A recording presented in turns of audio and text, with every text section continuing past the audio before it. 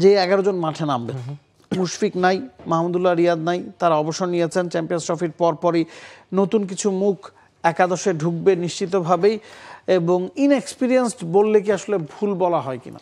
না, ইনএক্সপিরিয়েন্স বলতে আপনি নাইম শেখের কথা বলতে পারেন বা শামীম হোসেন পাটোয়ারির কথা বলতে পারেন। খুব যে অভিজ্ঞতা নাই, আমি ঠিক আছে ওয়ানডে ম্যাচের বিবেচনায় নাইম শেখ বা শামীম পাটোয়ারি খুব বেশি ওয়ানডে ম্যাচ খেলেননি, কিন্তু ঘরোয়া ক্রিকেটে বা আন্তর্জাতিক ক্রিকেটের সঙ্গে পরিচয় তারা অনেক দিন ধরে।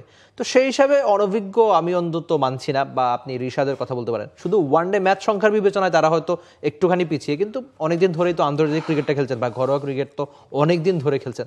তো সেই হিসাবে অভিজ্ঞতার বিচারে শ্রীলঙ্কাও কিন্তু একই রকম। নাবিল স্যার, সব মশার বিরুদ্ধে সুরক্ষা দিতে এলো বসুন্ধরা এক্সট্রিম অ্যারোসল, মশার বিরুদ্ধে এক্সট্রিম সুরক্ষা। আমরা প্রথমে বাংলাদেশের একাদশটা যদি দেখে নিই, যে বাংলাদেশের হয়ে কোন 11 জন মাঠে নামবেন, খুব বেশি অপশন বা মানে খুব বেশি আলোচনা করার বিষয় নাই।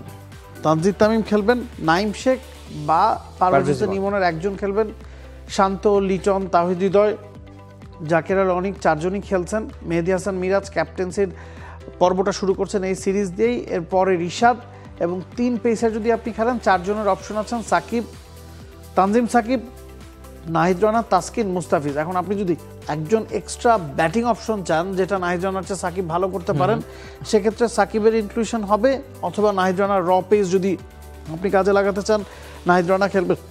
টপ অর্ডার দিয়ে যদি একটু বিস্তারিত আলোচনা করি, 3 জন টপ অর্ডার ব্যাটার আমরা নিয়ে গেছি, ওপেনার নিয়ে গিয়েছি, অন্য কোনো জায়গায় আমাদের হাতে খুব বেশি অপশন নাই। কি মনে হয় কোন 2 জন ওপেন করবেন? আমার কাছে মনে হচ্ছে তানজিদ তামিম আর পারভেজ হোসেন ইমনই ওপেনটা করবেন, যেহেতু সবশেষ ম্যাচের কথা চিন্তা করলে হয়তো আপনি সাম্প্রতিক ফর্মটার কথা যদি চিন্তা করেন, তাহলে তানজিদ তামিম কিন্তু বেশ ভালো স্টার্ট পাচ্ছে। আমি টি20-র কথা বলছি, ওয়ানডে তো অনেকটা একই রকম, কিন্তু সেই ইনিংসগুলোকে লম্বা করতে না পারা, আমি হয়তো তানজিদ তামিম বা ইমনের দিকে যাব। আবার আপনি যদি প্রধান নির্বাচকের কথা কয়েকদিন আগে তিনি যেটা বলেছেন যে এত বেশি ঘরোয়া ক্রিকেটে রান করছেন নাইম শেখ বা নিজেকে একেবারে বদলে ফেলেছেন, ঠিক আছে আমরা মানছি যে নাইম শেখকে আমরা চিনতাম দেখতাম মাঠের ক্রিকেটে, সে নাইম শেখ এখনকার নাইম শেখের সঙ্গে বিশাল পার্থক্য।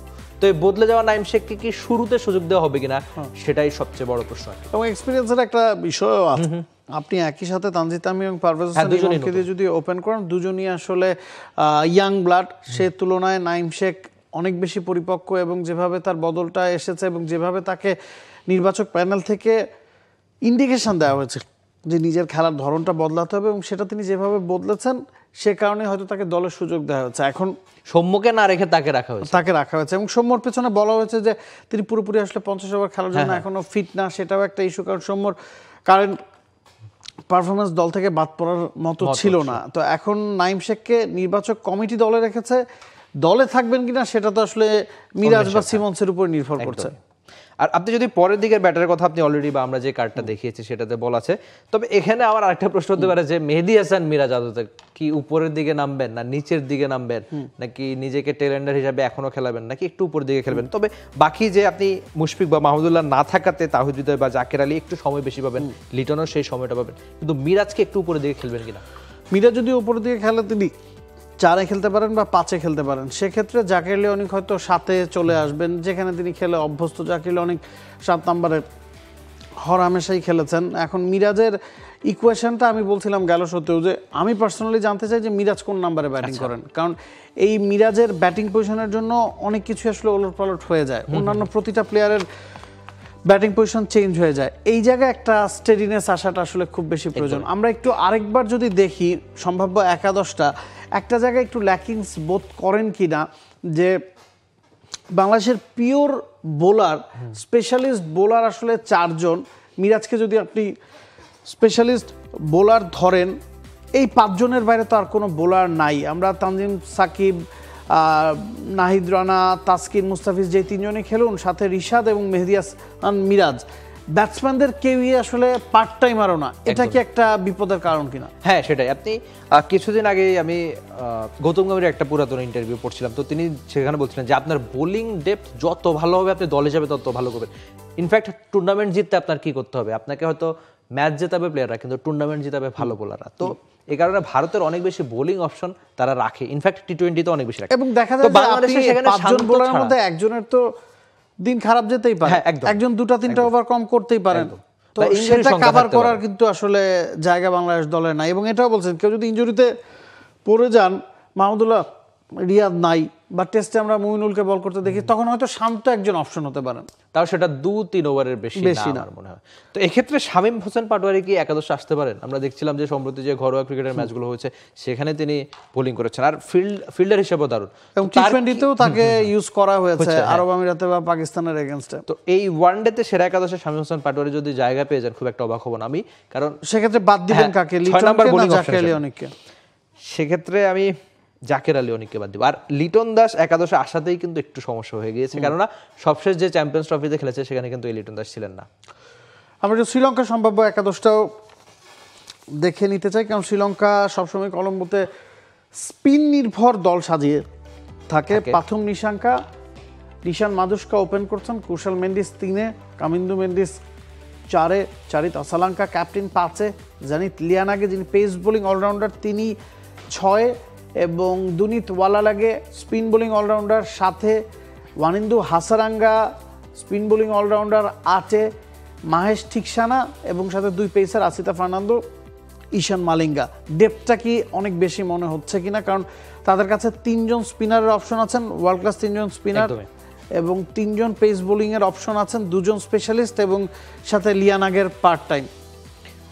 আমার মনে হচ্ছে ব্যাটিং অর্ডারেও 3 জন অলরাউন্ডার থাকাটা তাদেরকে একটা বাড়তি সুবিধা দেবে, ওয়ালালেগে, হাসারাঙ্গা এবং লিয়ানাগে।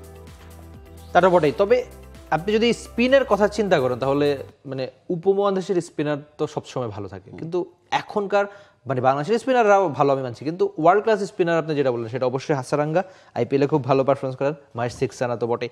আর ভ্যারিয়েশন অনেক বেশি এই একাদশে। আপনি যদি শুধু হাসারাঙ্গার কথা চিন্তা করেন, লেগ স্পিনে বাংলাদেশের ভিত্তি জুজু আপনি যাই বলেন এটা সব সময় থাকে। দেখা গেছে বাংলাদেশ খুব ভালো ব্যাটিং করছে, একজন লেগে এসে হুট করে 2-3টা উইকেট নিয়ে গেছে। তো হাসারাঙ্গা ঠিক তেমন বলা, ঠিকসানাকেও বাংলাদেশ খেলতে সাবধান হতো। কি ওয়ালেলাগের একটা স্পেলের কথা মনে পড়ছে যেখানে তিনি পুরো ভারতীয় ব্যাটিং লাইন আপে একাই ধসিয়ে দিয়েছিলেন একটা ওয়ানডে ম্যাচেতে, এই প্রেম আদার সাথেই। তো বাংলাদেশের জন্য ভয়ঙ্কর কিছু অপেক্ষা করতেই পারে স্পিনে অন্তত। এবার এখানে আরেকটা প্রশ্ন মাথায় আসে, সেটা হচ্ছে যে শ্রীলঙ্কার স্কোয়াড যদি আপনি দেখেন, 2 জন পেসার তারা স্কোয়াডে রেখেছে, শুধু একাদশে না, আসিতা ফার্নান্দো এবং ঈশান মালিঙ্গা। মিলান রাতনাকা আছে, তিনিও আসলে পার্ট টাইমার। বাংলাদেশ 4 জন পেসার রেখেছে, তার মধ্যে আমরা হিসাব করছি 3 জন পেসার হয়তো খেলবেন, আমরা 2 জন পেসার খেলিয়ে তৃতীয় স্পিনারও তো আসলে ইনক্লুড করতে পারি। সেক্ষেত্রে তানভীরের কোনো অপশন দেখেন কিনা? না, তানভীরকে অন্তত আমি এখনই এই মুহূর্তে পক্ষে না, মানে অন্তত প্রথম ম্যাচে তো নাই। তবে আমরা যেহেতু শ্রীলঙ্কার প্রসঙ্গে রয়েছি, শ্রীলঙ্কা এই প্ল্যানটা মানে তারা তাদের ঘরের মাটিতে অনেক বেশি স্পিনটা খেলাবে বলেই স্কোয়াডে আপনার পেসারের সংখ্যা কম রেখেছে। মনে হচ্ছে এক্ষেত্রে বাংলাদেশ একটু পিছিয়ে গেল কিনা। এবং কলম্বোর উইকেটের কথা যদি বলি, যে কলম্বোতে সবসময়ই আসলে স্পিন ডমিনেটেড উইকেট হয়ে থাকে, এবং আমরা অস্ট্রেলিয়া এগেনস্টেও শ্রীলঙ্কা যখন শেষ ওয়ানডে সিরিজটা খেলেছে আমরা দেখেছি শ্রীলঙ্কা শেষ ম্যাচটাতে যেটা তারা খেলেছে 281 রান করেছিল, জবাব দিতে নামে অস্ট্রেলিয়া 107 রানে অল আউট হয়েছে। আসিতা ফার্নান্দো 3টা উইকেট পেয়েছিলেন, হাসারাঙ্গা ঠিকসানা বাকি 7টা উইকেট পেয়েছেন, এবং স্পিন দিয়ে শ্রীলঙ্কা প্রতিপক্ষকে ঘায়েল করতে চায়। For more updates, subscribe to our YouTube channel and click on the bell icon. Follow us on Facebook and Instagram. Download T-Sports app to enjoy exciting games and highlights. Visit tsports.com.